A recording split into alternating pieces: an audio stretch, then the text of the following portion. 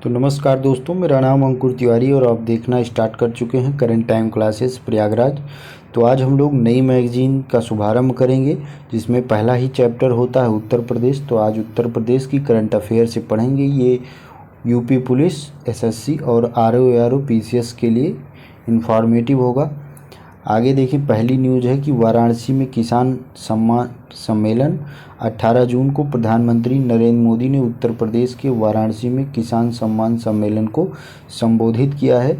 यह कार्यक्रम उत्तर प्रदेश सरकार के सहयोग से केंद्रीय कृषि एवं किसान कल्याण मंत्रालय द्वारा संयुक्त रूप से आयोजित किया गया। मतलब इसका आयोजन उत्तर प्रदेश सरकार और केंद्रीय कृषि मंत्रालय ने किया है। आगे बढ़ें तो इस कार्यक्रम में 732 विज्ञान केंद्र, ध्यान दीजिएगा 732 विज्ञान केंद्र, 50,000 सीएससी मतलब कॉमन सर्विस सेंटर एवं लगभग 1 लाख प्राथमिक कृषि सहकारी समितियों के 25 मिलियन से अधिक किसानों ने वर्चुअल माध्यम से इसमें भाग लिया है।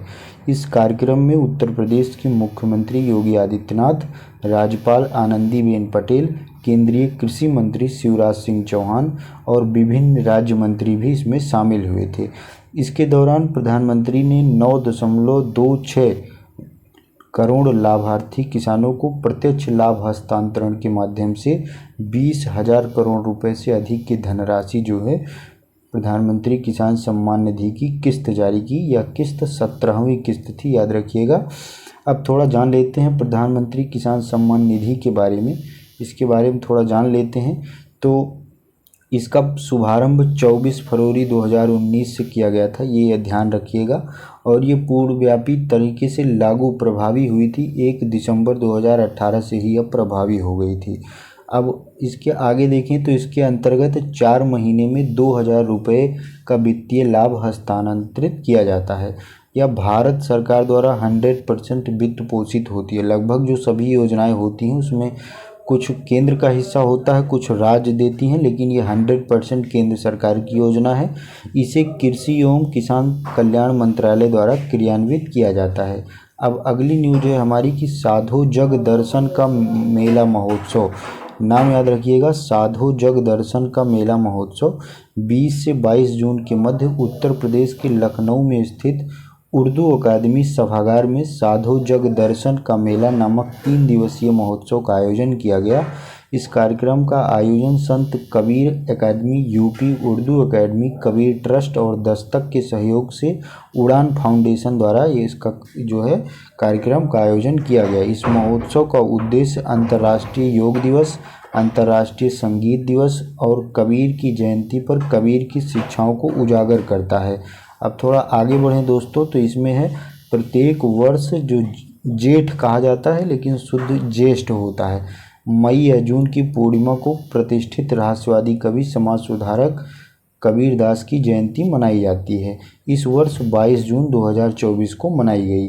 कबीरदास की रचनाओं में देखा जाए तो ग्रंथावली, अनुराग सागर, बीजक, साखी और पंचवाड़ी जैसे शीर्षक शामिल हैं। अब अगली न्यूज है हमारी कि नोएडा अंतर्राष्ट्रीय हवाई अड्डा। इसके बारे में ये चर्चा में क्यों रहा, आइए देखते हैं। तो 12 जून 2024 को उत्तर प्रदेश सरकार ने नोएडा अंतर्राष्ट्रीय हवाई अड्डे को विश्व स्तरीय नागरिक उड्डयन सुविधा के रूप में विकसित करने की अपनी योजना की घोषणा की है। इस कदम का उद्देश्य नोएडा अंतर्राष्ट्रीय हवाई अड्डे को एशिया प्रशांत क्षेत्र में एक प्रमुख पारगमन केंद्र के रूप में स्थापित करना है। राज्य सरकार द्वारा यह घोषणा की गई कि नोएडा अंतर्राष्ट्रीय हवाई अड्डे को स्विट्जरलैंड के ज्यूरिख हवाई अड्डे के मॉडल पर विकसित किया जाएगा। यह ग्रीनफील्ड हवाई अड्डा पश्चिमी उत्तर प्रदेश के गौतम बुद्ध नगर के जेवर क्षेत्र में बनाया जा रहा है। आगे देखें तो यह इंदिरा गांधी अंतर्राष्ट्रीय हवाई अड्डा के बाद राष्ट्रीय राजधानी यानी कि एनसीआर क्षेत्र में शामिल यह दूसरा अंतर्राष्ट्रीय हवाई अड्डा होगा। अब अगली न्यूज है कि 5 जिले 100% कैच द रैन लक्ष्य हासिल करने में सफल हो गए हैं। कैच द रैन क्या है इसके बारे में भी हम देखेंगे, पहले न्यूज पर ध्यान देते हैं। राज्य सरकार के कैच द रैन अभियान के तहत पीलीभीत, अयोध्या, अंबेडकर नगर, बाराबंकी, गोंडा ने सरकारी और अर्ध सरकारी भवनों पर वर्षा जल संचयन प्रणाली स्थापित करने का 100% लक्ष्य हासिल कर लिया है। उत्तर प्रदेश सरकार द्वारा इस अभियान की शुरुआत 2019 में की गई थी। यह पहल जो है पारंपरिक जल निकायों, छोटी नदियों के पुनरुद्धार, वाटरशेड विकास और वनीकरण जैसे गतिविधियों के माध्यम से जल संरक्षण पर जोर देता है। बात करें तो आगे जो है सभी सरकारी, इसमें होता क्या है तो सभी सरकारी और अर्ध सरकारी भवनों में छत पर वर्षा जल संचयन प्रणाली स्थापित करना, मतलब छत में कुछ ऐसा सिस्टम बनाएगा जो बारिश होगी वह जल इकट्ठा होगा। जबकि अमृत सरोवरों के जल प्रवाह में गाद और किसी भी अन्य अवरोध को साफ करने के निर्देश दिए गए हैं।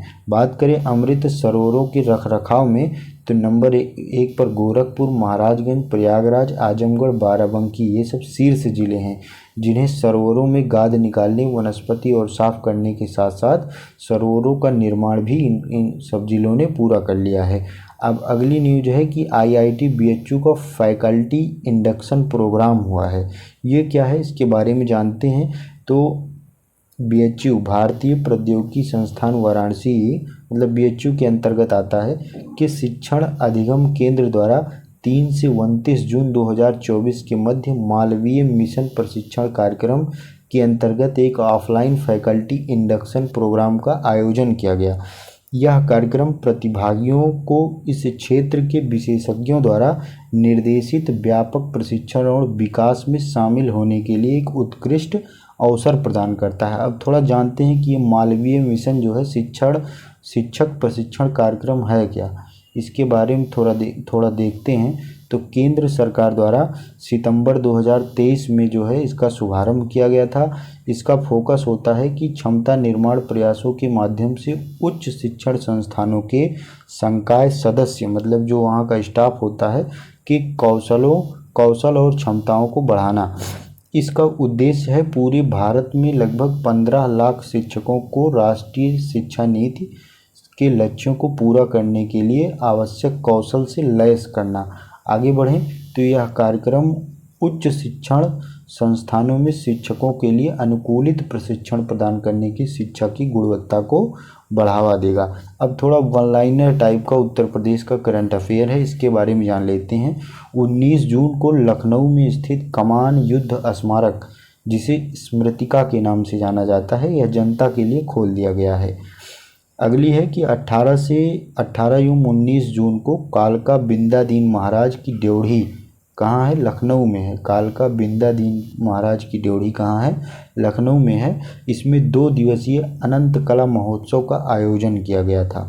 आगे बढ़ें तो अगली न्यूज है कि हाल ही में RBI ने उत्तर प्रदेश के गाजीपुर स्थित पूर्वांचल सहकारी बैंक, एक यहाँ गाजीपुर का एक बैंक था, इसका नाम था पूर्वांचल सहकारी बैंक, का लाइसेंस रद्द कर दिया है क्योंकि उसके पास पर्याप्त पूंजी और कमाई की संभावनाएं नहीं थी। अगली न्यूज है कि गिद्धों की एशियाई किंग प्रजाति के लिए विश्व का पहला संरक्षण एवं प्रजनन केंद्र उत्तर प्रदेश के महाराजगंज जिले में खोला जाएगा। इस केंद्र का नाम जटायु संरक्षण एवं प्रजनन केंद्र रखा गया है। अगली न्यूज है कि सुहेलवा वन्यजीव अभ्यारण्य में बाघों की आबादी के प्रमाण मिलने के बाद अब उत्तर प्रदेश में जल्द ही एक नया बाघ अभ्यारण्य स्थापित किया जाएगा। 9 जून 2024 को पीलीभीत टाइगर रिजर्व की 10वीं वर्षगांठ मनाई गई, इसी के दौरान इसकी घोषणा की गई। अब अगली न्यूज है कि दक्षिण कोरिया और अयोध्या, ध्यान दीजिएगा, अयोध्या की बात आ गई। दक्षिण कोरिया और अयोध्या के बीच सौहार्दपूर्ण संबंधों को मजबूत करने के लिए अयोध्या में सरयू नदी के तट पर स्थित क्वीन हो मेमोरियल पार्क जल्द ही पर्यटकों के लिए खोल दिया जाएगा। आपसे क्वेश्चन इसी तरह से पूछा जाएगा कि क्वीन हो मेमोरियल पार्क हाल ही में कहाँ जो है पब्लिक के लिए खोल दिया गया, तो अयोध्या में सरयू नदी के तट पर। दोस्तों यहीं पर हमारा वीडियो समाप्त होता है। आपसे निवेदन है कि अगर आपको अच्छा लगा हो तो लाइक करिएगा, सब्सक्राइब करिएगा और वीडियो को अपने दोस्तों के पास शेयर करिएगा। वीडियो पूरा देखने के लिए बहुत बहुत धन्यवाद। जय हिंद, जय भारत।